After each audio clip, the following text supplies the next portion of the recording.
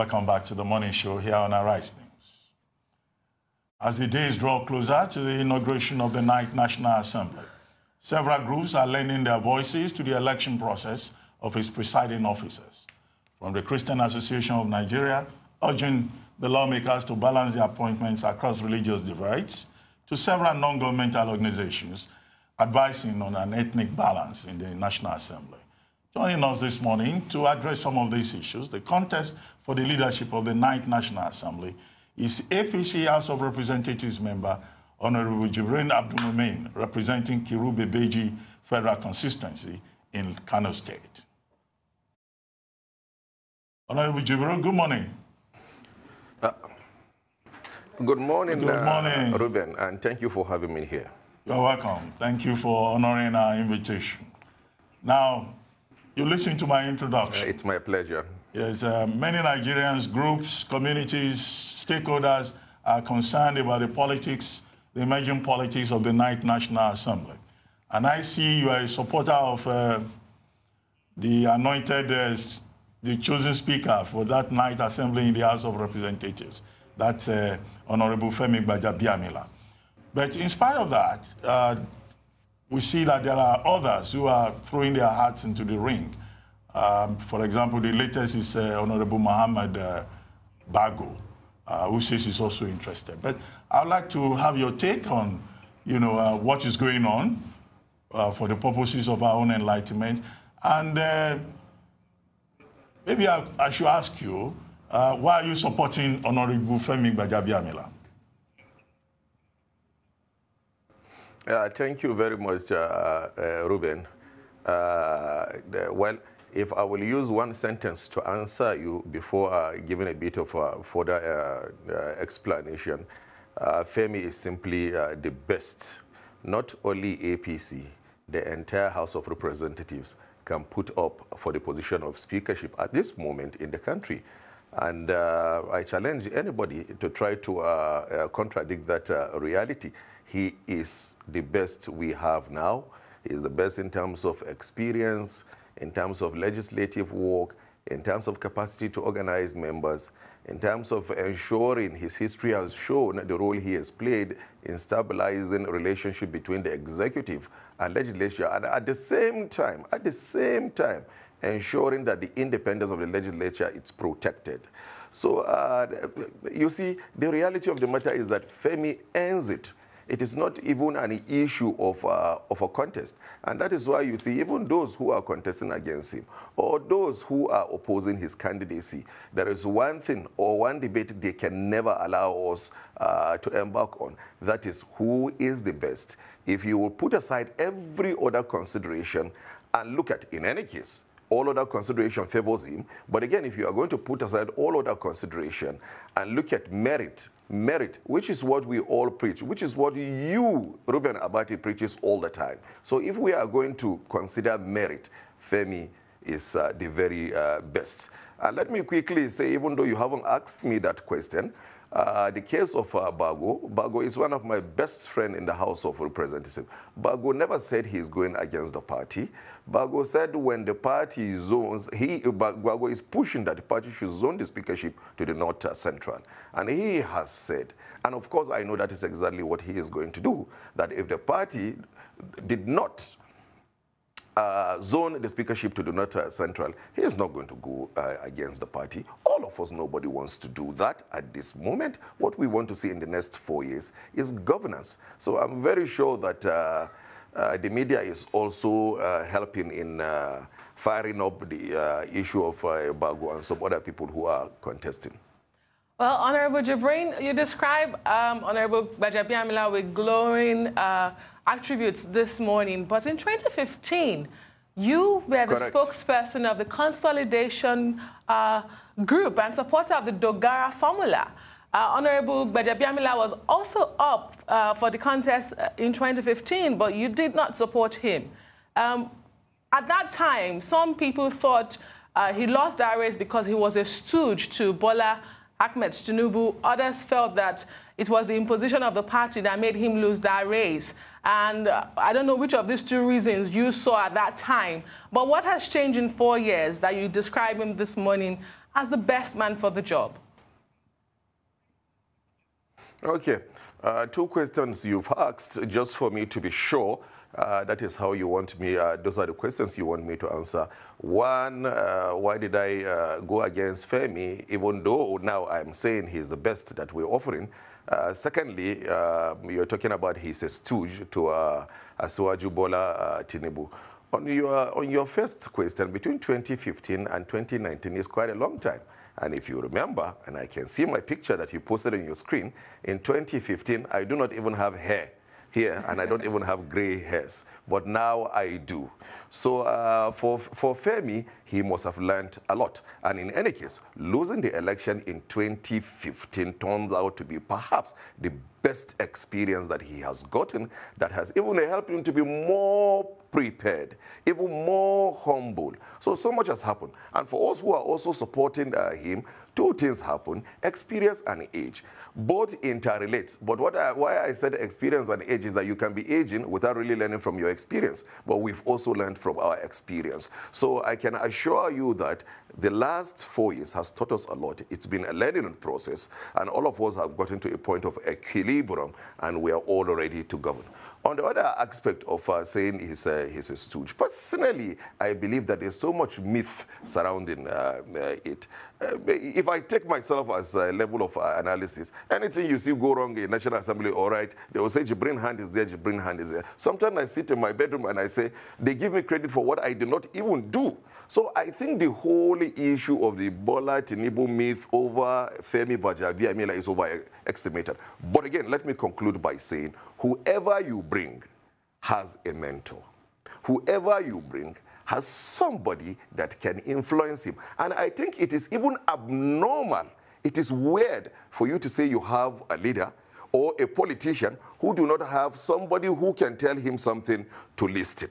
So while you look at the negative, people tend to be a bit narrow-minded. They do not look at the reality and the positive aspect of such issues. In any case, on a general scale, the House of Representatives is a unique institution, and there's no one individual that can control the House. I have said it repeatedly that Femi is not only going to be a speaker for the APC, he's going to be a speaker for the 360 members of the House, and he's going to run an all-inclusive house, all-inclusive house, underline that, all-inclusive house, because that's the reality of the moment. Are you, in fact, as is reported, the Director General for the Femi Gbajabiamila Speakership Campaign Organization? And if you are, what does that entail? Are you offering financial or other inducements? What is the nature of your campaign? Well, the interesting question. With every sense of humility, of course, they sat my colleagues and, of course, the candidate himself and some of our leaders in the party, and decided that because of my own also experience, and perhaps they think I can be able to drive the process. So essentially, it's for me to organize the campaign, design the structure that will give us the result at the end of the day, mobilize the members, build bridge across parties, and of course extensive lobbying. And also develop strategies and plans, do research, and many other things that are all part of the component of unique elections like this that will, at the end of the day, lead us to victory. Well, Honorable, what is the extent of the presidency's involvement in all these calculations? You will recall that President Buhari, shortly after the election, said he will run an inclusive government. But the party is talking about something else. The party has been, exchanging, diatribe with the People's Democratic Party and saying that, look, the APC is interested in a winner-takes-all proposition. Don't you see a contradiction here? Should we be talking about winner-takes-all, even in the legislature? Shouldn't we be talking about inclusion and insisting on the independence of the legislature? Well, as you've just heard me, I just spoke about that, and so you can understand that we're on the same page with you, that we are going to run an all-inclusive house. And of course, the president is not involved. It is the party. So every decision is that of the party. And of course, you understand that yeah, the party has the way it does its things. Hardly do you have any party around the world that will come out and tell you that we are going to bring in the opposition to run this party, except the candidates. The candidates are usually the ones that do that. The party will always have that sentiment, and understandably so. So people are making a big deal out of the comment that our party chairman, Adam Oshomole, made. If you are a party chairman, what are you going to say as well? And in any case, the PDP are also making similar comments within the confines of what they have control over. Otherwise, how many of the PDP governors are now saying we are going to bring APC into our states? So when you look at this issue, you look at it at all levels. We have records of PDP governors that won the election and said nobody will come into the government except we alone. But look, this is not saying or trying to attack the PDP or attack the APC. It's just trying to put a point across that, look, these are all party sentiments. But the candidate, and of course, like the president, when the president says he's going to run an inclusive government, he's going to run an inclusive government. But you know the party will push that, look, let us as APC dominate. So there is a thin line in between, and people keep mixing things up. But the most important, and what I want to put very straight over to my colleagues, and of course Nigerians, is that Honorable Femi Gbajabiamila will run an all-inclusive house. Indeed. When it comes to June and on the floor of that green chamber, it all boils down to numbers. Clearly, you do not have those numbers. You do need the opposition. And even within your party, there's a swelling number of those who are interested in the speakership. And so the numbers are even further split. How is that going well for your campaign as a DG? And looking at the rhetorics from the national leader of your party, Bola Tinubu, who is daring the members, if you do not follow the party rules, then you have to leave. Does that help or hurt your campaign at this time? Okay. One, the aspect of the strategy. The second, the statement by our leader, Asiwaju Tinubu. On the issue of the numbers, let me quickly correct you. Your statistics or your numbers are wrong. The APC has a comfortable victory at the moment, and there is no threat. Even with the 223 at the last count, there are about 6 people, including Honorable Gbajabiamila, interested in that. I will address the whole. I will address the whole of your concern. Okay. There are 223 members of the PDP. Then, of course, you have 5 members contesting. Now, the moment you hear someone is contesting, and I want to choose my word carefully because we want to run a clean campaign and we respect everybody contesting and we're going to reach out to them. But the reality is that why don't you take additional steps in your research to know how many members are behind the 5 members who are contesting? All of them. Why don't you do that? They've declared.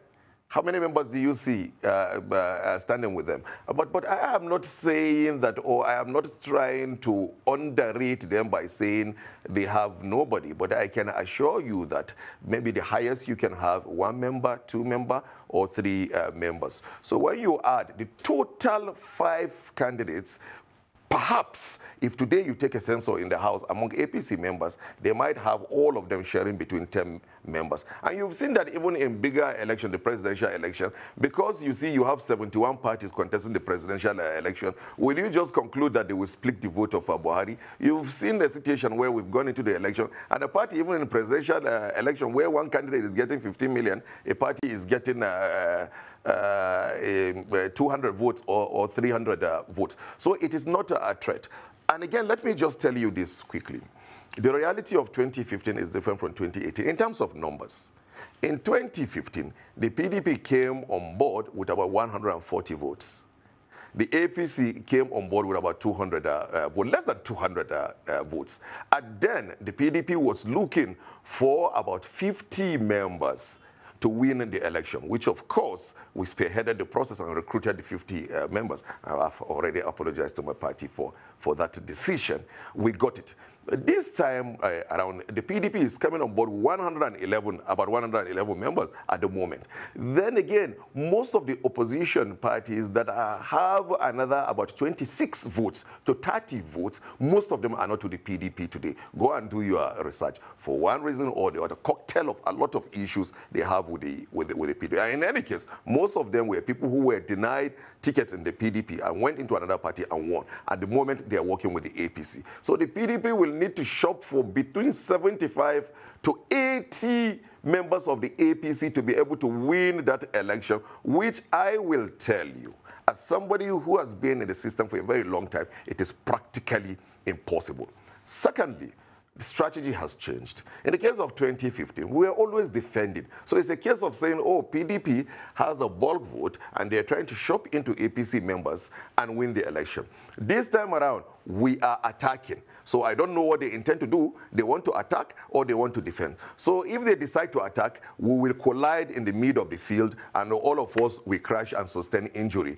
I can assure you that for any one member of the APC that PDP will recruit this time around, we will recruit 2 to 3 members of the PDP, and it's already happening. But one thing that is very important, and I think that is essentially why even the PDP members are disposed, some of them are disposed to the Femi candidacy, is that Nigerians are tired of fighting. It is no longer in vogue.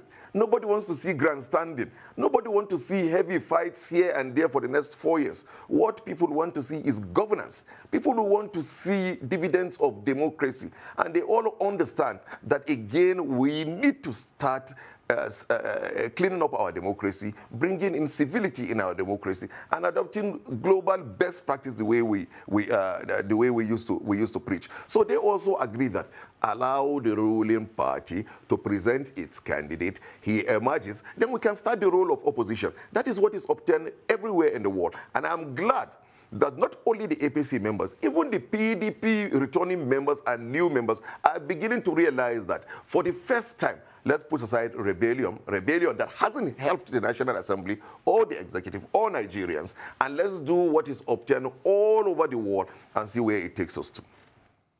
Now, Honorable Gbajabiamila has developed an agenda which he tagged Nation Building, a Joint Task.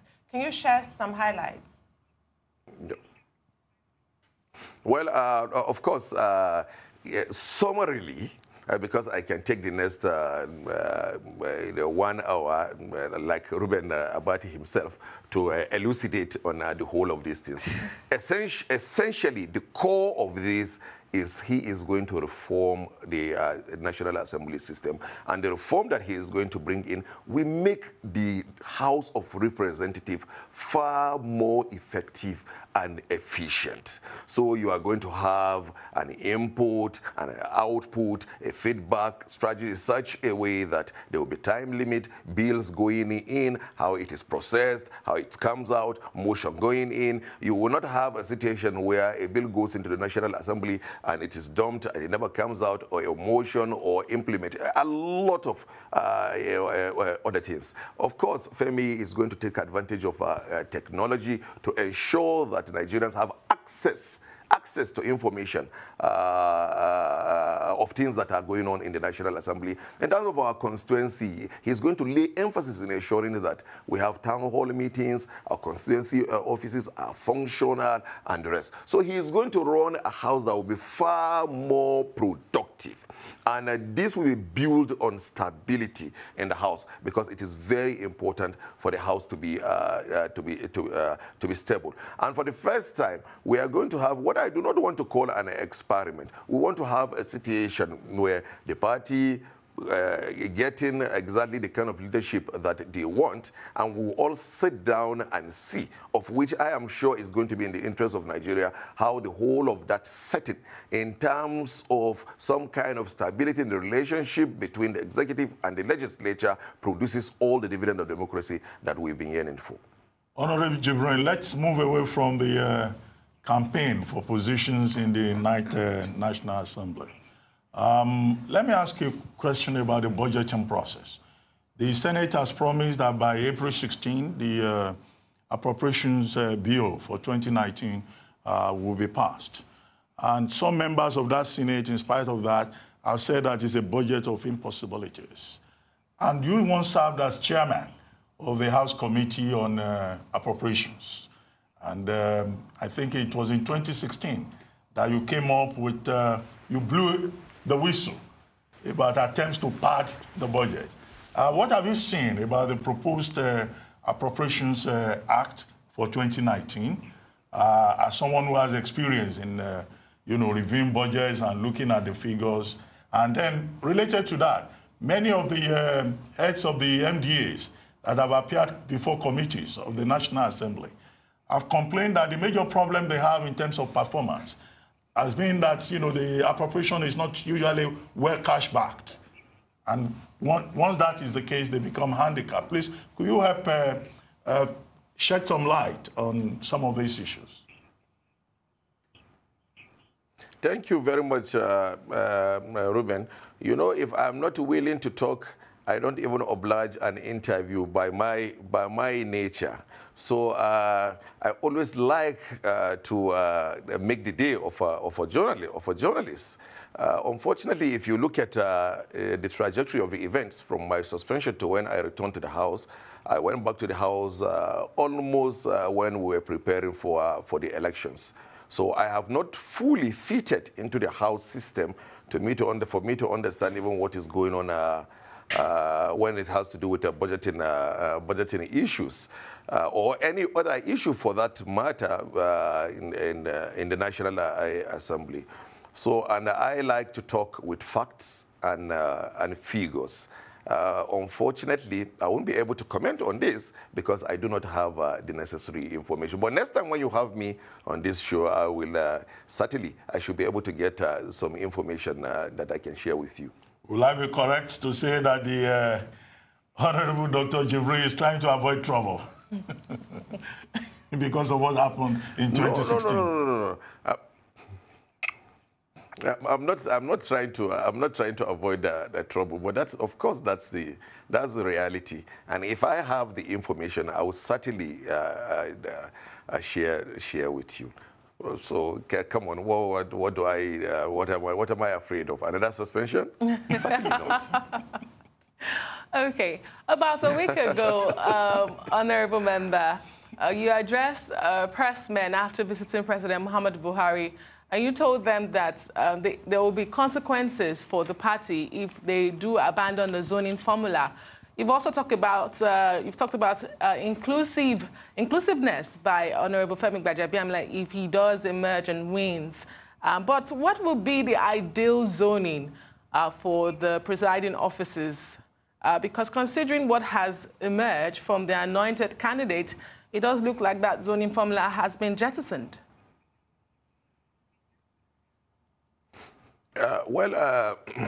The first on the issue of consequences, yes, I said it, but of course, that word in itself is subjective.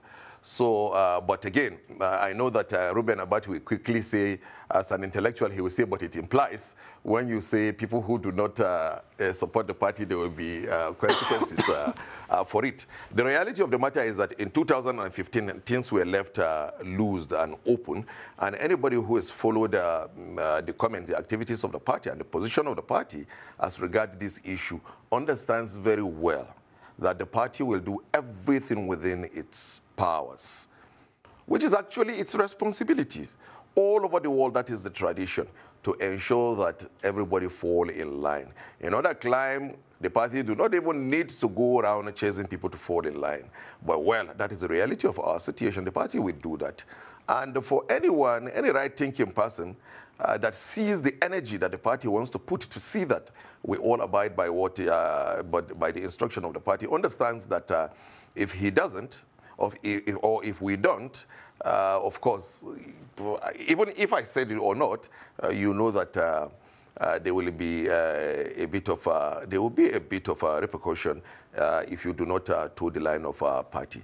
And I also do believe that eventually everybody, even though now the overwhelming majority are on the side of the party, but I know that eventually all the people who are also contesting, they will come. It also connects with the issue that we've discussed earlier, an extended issue of people trying to hijack the National Assembly, people talking about, oh, there is a 2023 election, oh, Tinubu is interested, who is interested, and the rest. But you see, sometimes Nigerians don't even look back and look at history to be able to measure things. Do having the leadership of National Assembly has a correlation with somebody winning the presidential election? Why don't we look at history? Just 2015 to 2019, the Senate President Saraki is not with Buhari. The Speaker of the House of Representatives, Dogara, is not with Buhari. And severally, in between these 4 years, they've proven that they have a strong grip on the Senate and, of course, in the House of Representatives. But again, it did not stop President Muhammadu Buhari from winning his election. That goes to show that the whole of that idea that some people want to hijack the National Assembly and use it, how do they want to use it? Indeed, but it is said that they member, want to use it for future presidential election. Just so that I don't lose sight of what my question exactly is what is your ideal zoning for presiding offices for the 9th Green Chamber? Aside from Femi Gbajabiamila. I was actually going to... yes, so that we don't lose sight of that. And I was actually going to come down to that. Okay. At the moment, there's no too much of a complaint about the zoning. I think in the Senate, it is almost clear how the various offices have been zoned. It is only in the House of Representatives where you now have, from the issue of the Deputy Speaker, there's been a bit of an issue. Where do you take it? Where do you take it to in the northern part of the country? Where do you take it? Leadership. They have not made a decision. Please do not quote me. Decision has not been made on the issue of the Deputy Speakership. But largely, people are sentimentally attached to the fact that, or let me use another word, people actually believe that it is fair to give it to the North Central Zone. Now, the North Central Zone is the one raising the whole of this issue of imbalance. And those in the North Central Zone that are raising the issue of the imbalance, they are not the leaders of the North Central Zone. They are not the governors of the North Central Zone.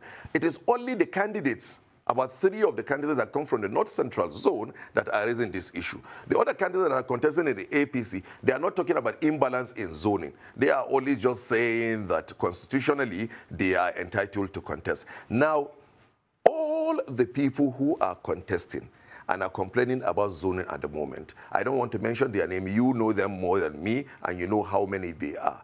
Almost all of them, except Namdas, all of them were part of what happened in 2011, where again we rebelled against the party, joined Waziri Tambuwal, voted him and emerged as speaker.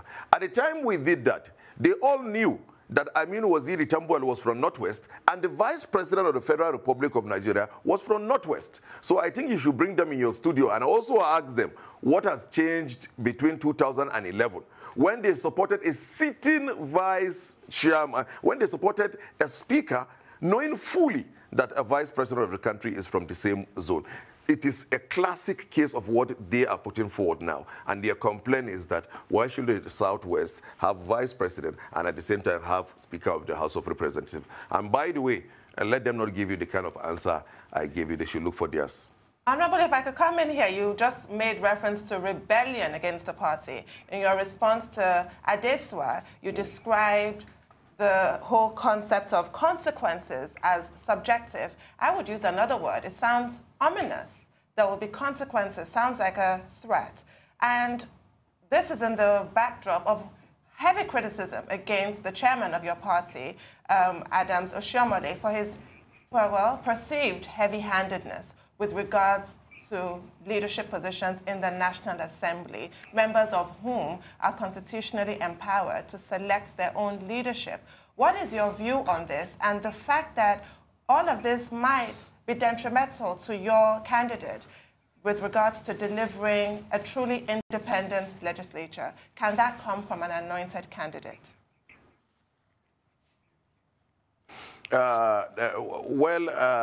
The case of saying the consequences, my own case is different from that of the national chairman. I think why people misrepresented what the national chairman said was because he was referring to the PDP, the whole house as a whole. And now the members of the opposition are now saying, no, we are not all part of your party. Why will you be saying things that also involves us? But the point that I am making is that for a member of APC that refuse to toe the party line, there's going to be consequences. And if you also understand, members of APC are not complaining about Oshomole, the comment that the national chairman made, insisting that we must follow the party line. Most of the complaint came from understandably, from members of the PDP, who now their natural response was that, or is that, constitutionally, we are entitled to partake in this process. And also, in fact, we can even contest, even though that is not the norm and that is not the tradition. So there are two separate issues. In any case, I keep also insisting that the national chairman was a bit misrepresented. His intent wasn't as such. Then also, you need to be fair to people. Whenever people talk, you also have to look at the nature that they communicate. Because communication is not only what someone says, it also has to do with how he puts it across and his body language. The national chairman, that is the way he communicates. So even you now, if he is going to buy you a gift of a perfume, perhaps he is going to say, take. Rather than when you have a Jibrin, I would say quietly, have it. So we need to also all understand that and be fair to him in trying to pass judgment. And I'm sorry to say, the other part of your, yes, talking about don't we think that this statement is going to affect the chances of our candidate. Of course, it is going to upset the PDP, but we do not think it will affect or the PDP or the opposition, but we do not think that it is going to affect the chances, because of course we will go into them, we will talk to them, we will lobby them. Some of them are our colleagues, some of them are new members, and we've already put that all in motion to ensure that we engage them sufficiently and also give them the reassurance or the assurances that this house is going to be a house for all. Well, before we let you go, let me ask you a personal question, and I hope you wouldn't mind. I forgot earlier to congratulate you on your re-election. This is third time. You are third time lucky.